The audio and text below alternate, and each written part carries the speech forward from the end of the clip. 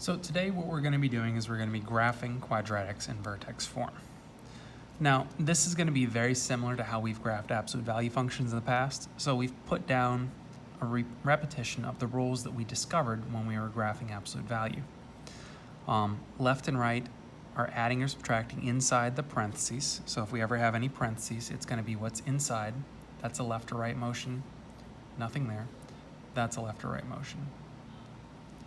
Adding or subtracting outside the parentheses is going to be an up or down motion, which is what we're going to see with something like this. Outside the parentheses, that's going to be up or down. Stretching and compressing. Now, we talked about with absolute value, the slope to the right. Now, stretching or compressing is going to be that same concept, but with a quadratic, because it's a curve, the slope is going to operate a little differently.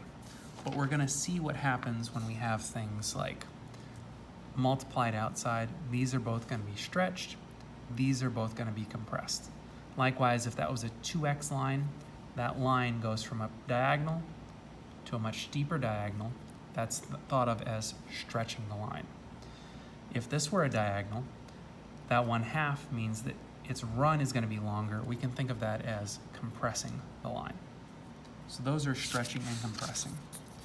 And then the last that we're going to be doing is we're going to be flipping it, changing the sign on the outside like this. All that does is it turns the graph upside down. So let's go ahead and let's get started on a few of these. Now with this is our parent graph of a quadratic function. So we're going to build ourselves a table just to see what the parent graph looks like. So if I have, let's pick some values. Let's say -2 to 2. Just to see where we get. And now if we plug these values in, I'm going to say, okay, so -2 squared, -1 squared, 0 squared, 1 squared, and 2 squared. That's going to give me 4, 1, 0, 1, and 4. And this is going to be the general shape of our parent function. So what I'm going to do is I'm going to graph 0, 0, -1, 1, -2, 4, 1, 1, 2, 4. And we see that it kind of makes something like a V, but in this case, it's not a complete V. It's actually a curve. And this curve we call a parabola, because it's very, very steep, and as it gets closer to the vertex, it starts to flatten out until at this point, we're dealing with a completely flat line. Then it bends back up on itself. So that is the parent function. So y equals x squared. There we go. So we're going to be distorting this graph by moving it left and right, up and down, stretching or compressing it, or flipping it. So let's see what happens to our first set. So what we recognize in here is that this -1 inside the parentheses is going to mean adding, subtracting inside is a left or right motion. Because we are subtracting 1, that means we are moving to the right. So I'm going to go ahead and I'm going to graph my parent function with the points that we just graphed, and we're going to move it. So this is my parent. And what we're going to do is we're going to move each one of these points to the right by 1. So I'm going to move this point to the right. This point is moved to the right. My vertex, that point, and that point. So we have a new parabola that, as we can see, has been shifted slightly to the right of where we were before. And this is my y equals x minus 1 squared. Now, some of you might say, well, that's all well and dandy, but I want to check to see, can I actually do that? And we can. If we were to actually build an xy table, we would come up with these points. So you can either plug in these values, or I'm going to plug in my new x values and see if I end up with those 5. So it looks like I have a value at -1, 0, 1, 2, and 3. And I'm going to plug all these in to this right here. So -1 minus 1 squared, 0 minus 1 squared, 1 minus 1 squared, 2 minus 1 squared, and 3 minus 1 squared. We know that -1 minus 1 is -2. -2 squared is 4. 0 minus 1 is -1. -1 squared is 1. 1 minus 1 is 0. 0 times 0 is 0. 2 minus 1 is 1. 1 squared is 1. 3 minus 1 is 2. 2 squared is 4. So let's see if these points coordinate with our new red graph. And so I have -1, comma 4. That point checks out. 0, comma 1. That point checks out. 1, comma 0. 2, comma 1. And 3, comma 4. So each one of my points on my new parabola, just because I knew to shift it to the right by 1 unit, all worked out when we check it mathematically. So we know that this is a good rule for left and right motion. So next up, we're going to try some up or down motion. We know this, a minus on the outside, is going to be a downward shift. So I'm going to take my parent function, which existed right here, curve it through. There we go. I have my parent. I'm going to take each one of those points and shift it down by 3. So 1, 2, 3, 1, 2, 3, 1, 2, 3, 1, 2, 3, 1, 2, 3. And so it looks like my new function is down here. So y equals x squared minus 3. And if you're doubting yourself, or if you just straight up forget these rules, you can always check your work, or you can always just graph it from scratch. Now, I'm going to pick, because my x values haven't changed, so I'm going to test the same points. Realistically, if like the question before, you don't know the points have shifted, you just test -2 to 2, graph those points, and you'd notice the fact that you'd have a point way up here on the left, so I couldn't actually graph -3 on here. And I would stop right here. I might wanted to have included 3 after the fact. So let's plug them in. So if I plug in -2 squared, -1 squared, 0 squared, 1 squared, and 2 squared, and I subtract 3 from each one of them.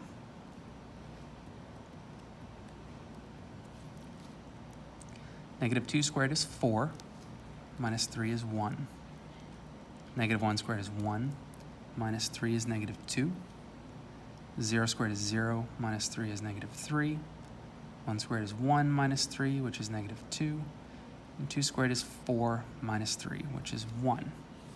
So let's check to see if these coordinates are on our new red graph. So -2, comma 1, that checks out. -1, -2, that checks out. 0, -3 checks out. 1, -2 checks out. And 2, 1 checks out. All 5 of these points check out simply because we knew to just move the graph down by 3. So let's try something with a stretch or compress. Now we talked a little bit about the fact that with an absolute value, this is the slope to the right, meaning we'd go up 2 over 1. And that's kind of going to be the thing. The higher the slope, the steeper the graph gets, the more vertical that v went. That quadratic is also going to bend a little farther up. Pardon my excellent animations there. So with this 2x, what we're going to do is we're going to know the fact that our parent graph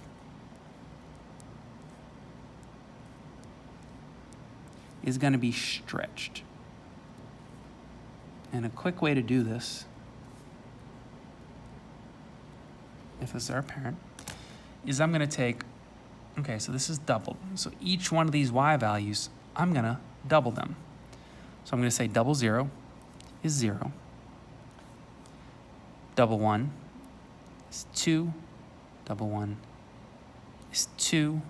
Double 4 is 8. This is actually off my graph, and this is off my graph. So if I really wanted to show this, I'd actually have to squish the graph in order to show that the graph has stretched.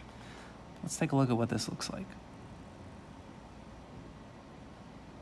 Curve it through. There we go. And so we notice that the graph that was wider and shorter is now getting a little taller and skinnier. It looks like somebody has quite literally pulled on the graph. And so let's test out some of these points to make sure that we can actually do that. And if I have my new y equals 2x squared, if I plug in -2,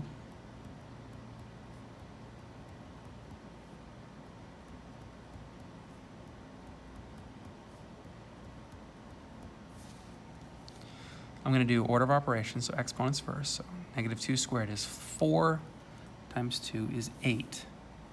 Yeah, that's the graph. That's the point that's off my graph. -1 squared is 1 times 2 is 2. That checks out. 0 squared is 0 times 2 is 0. That checks out. 1 squared is 1 times 2 is 2. That checks out. 2 squared is 4 times 2 is 8, and that's my last point that's off the graph. So again, all 5 of those points check out because we realize that this was a stretch, which means the y's get multiplied times 2. I'm not going to put yx2, I'm going to put y parentheses 2. So let's try one that's not a stretch, but a compression. In fact, I want to take a pause. I'm going to pause the video. Try and see if you can figure out what we're going to do with this 1/2, and then resume the video once you're done and see how you did. Okay. So what we know is that we're going to be manipulating our parent function with our starting points right here. And so we have our parent, which is right there in blue. We know the fact that this is going to be a compression, which means our y is actually going to be multiplied by 1/2. We're going to take all those y values and squish it. So I'm going to take this 4 and I'm going to multiply it by 1/2, which is 2. The 1 is a 1/2, 0, 0. This 1 is a 1/2, and this 4 is 2, which is going to lead me to something that looks kind of like this. Now we notice that this blue graph, in order to make it fit, would have to be squished downward. So y equals 1/2 x squared. So let's see how good we were by checking our work. 2, -1, 0, 1, and 2. So I'm going to take 1/2 times each one of these. Squared, -1 squared, 0 squared, 1 squared, and 2 squared. We know -2 squared is 4. 1/2 of 4 is 2. So that one checks out. -1 squared is 1 times a 1/2 is a 1/2. So that one checks out. 0 squared is 0. 1/2 of 0 is 0. That checks out. 1 squared is 1. 1/2 of 1 is 1/2. That one checks out. And then 2 squared is 4. 1/2 of 4 is 2. And all 5 points check out. So we know that we can either do it from hand, or we can remember that multiplied outside is either going to be a stretch if it's bigger than 1, or a compression if it's smaller than 1. So this is going to be the last one that we're going to do. So pause the video real quick, give this a shot, resume it when you're done, and see how you did.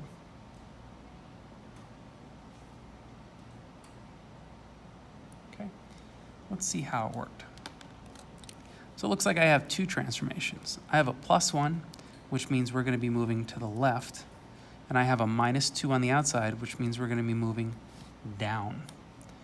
So when I graph my parent function,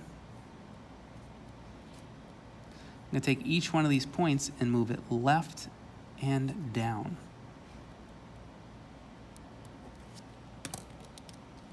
So I'm going to take my point right here, move it left 1, down 2. Take this point, move it left 1, down 2. My origin, left 1, down 2. My next point, left 1, down 2. My last point, left 1, and down 2. And if I connect all these points with a nice curved parabola, we see the fact that this graph has definitely been shifted to the left and downward. So we're going to label this as y equals x plus 1 squared minus 2. Perfect. And so if we check our work, let's go ahead and double check. If I plug in negative 2, negative 1, 0, 1, and 2. If I plug in negative 2 plus 1, negative 1 plus 1, 0 plus 1, 1 plus 1, and 2 plus 1 squared all the way up, minus 2.